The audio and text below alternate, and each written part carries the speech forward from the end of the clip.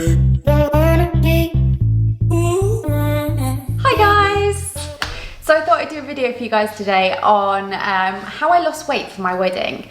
If you were following me over lockdown, then you will know all about the wedding workout series, which is still on my YouTube page. That really breaks down my journey week by week. So if you want a bit more of an in-depth look or guide on how I achieved my weight loss, then do refer back to them. I have to start by saying I don't have specific numbers for you because I personally don't weigh myself. It works for some people. For me, I like to go more on how I feel. And I knew the type of look that I wanted to achieve. I wanted to be and feel really lovely, long and lean because I had quite a tight fitting dress. And as much as I could, I wanted to try and give myself a bit more waist definition because I tend to have quite a boyish figure. It's quite up and down. I also made weekly plans, weekly workout schedules. Again, I'm going to link the video above and that shows you how I put those plans together because I just find it super helpful to start the week knowing exactly what it is you want to do. It holds you accountable and it also saves a bit of messing around in the morning or evening whenever you're working out, trying to decide what you're going to do. Because I wasn't really after achieving a six-pack, I actually changed up my normal training routine. Normally I would try and lift as high a weight as possible and I actually dropped my weights quite a lot. I did a real combination of high intensity training and cardio sessions. My cardio of choice is running and I would normally do 3 runs a week. One of those would be interval training, a long run, and also a tempo run. Tempo run's my worst, so I think quite often I just used to end up just running at a nice steady pace because I hate trying to maintain a certain speed. But yeah, so that is how I used to get my cardio work done. And then my interval training, depending on what I had to do that day, I would either do my own thing and set up my own little circuits. Quite often I'd rope Sam and get him involved as well. But if I was a bit more short on time, I'd follow something like the Kayla Itzini's sweat workouts and sometimes I'd double up and do 2 of the 28-minute hits. Or I was also quite a fan during lockdown of doing the Les Mills body combat classes you can get on YouTube. In between these workouts, on days where I wasn't perhaps moving around quite so much, I'd always make sure I went out for a walk. I think making sure you get your 10,000 steps a day makes a huge difference. It's the one thing I always tell my clients as soon as they start working with me on a personal training program.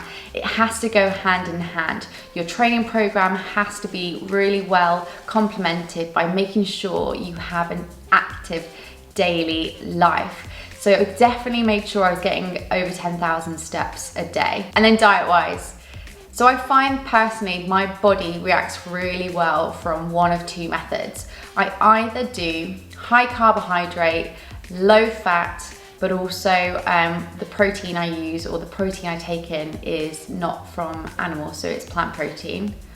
Or I go the opposite way and I do high protein, animal protein, high fat, but very low carbohydrate. And this is the method I use for the wedding. The reason I didn't go with the other method is I find that works for me really well when I'm doing a lot of cardio. So when I was training for the marathon or I was consistently running over 40 kilometers a week, whereas right now I'm still finding my way through an injury. It's been a long road and I don't like to push it too much. So that is why I went with the other method. It also makes me feel as though I'm not really going without. I find that I can eat very easily, or it doesn't overcomplicate meals with Sam.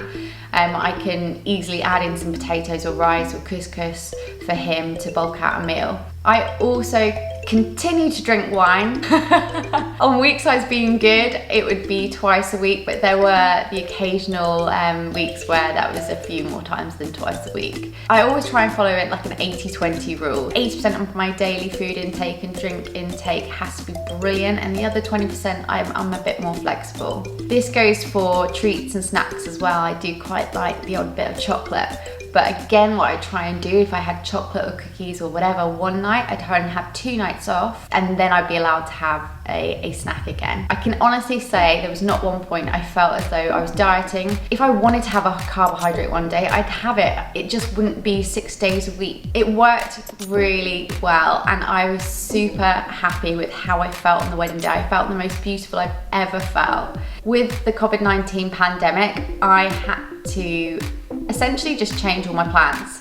So I had originally chosen to have 2.5 weeks off before the wedding, and not really off, I just planned the wedding around my Grand Prix schedule. Then when lockdown happened, we ended up starting our races back up the 2 weeks before the wedding. So in actual fact, I was out of the UK for the 2 weeks before the wedding. I landed on the Monday, and then on the Saturday we had our wedding, which was a little bit stressful to say the least. It also meant that all of this brilliant routine that I've been put together completely went out the window, and I just had to be really flexible about what was happening. So in terms of my food, basically we had to follow all these new guidelines and protocols. So you weren't allowed to go out and eat at restaurants. It was food that had been prepared by people that had been tested. So essentially you have what you got, if that makes sense.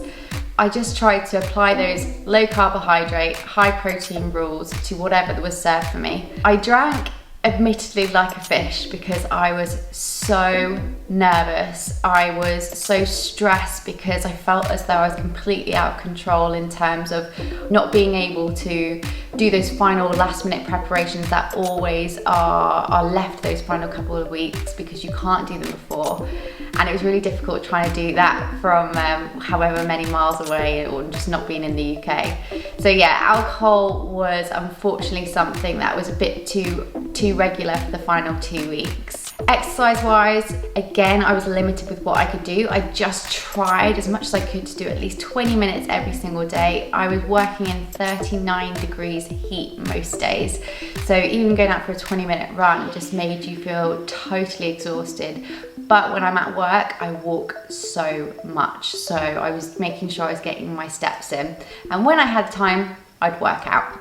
When it got to the final week, I think I experienced what people describe as the wedding diet, and it is that final week. Like I said, I landed back on the Monday, our wedding was on the Saturday, and there was so much still left to do. I'm not pleased to admit this, but there was definitely at least 2 days where I went the entire day without eating anything, which I would not recommend. I lost so much weight that last week, and I can honestly say I'm a qualified personal trainer, and even I don't understand how I managed to do that. I think it was genuinely stress because I wasn't able to work out every day, and I felt so strange on the morning of the wedding. I didn't feel like myself, so I wouldn't recommend what's known as the wedding diet at all to anyone. Eat as healthy as you possibly can on that final week. Make sure you're getting all of the nutrients and the vitamins and minerals that you need. But like I said, I felt absolutely beautiful, and I'm so chuffed with how I felt in my dress, which I think is the most important thing. If you guys have any particular questions, then feel free to write those in the comments below, or you can also DM me on my Instagram page, which is @thefitnessedituk. And also any suggestions are welcome of videos you'd like to see. Just let me know what those are, and I will try and cover as many as possible. Thanks for watching, guys. Make sure you give this video a like, and please do subscribe so you don't miss any content that's coming up.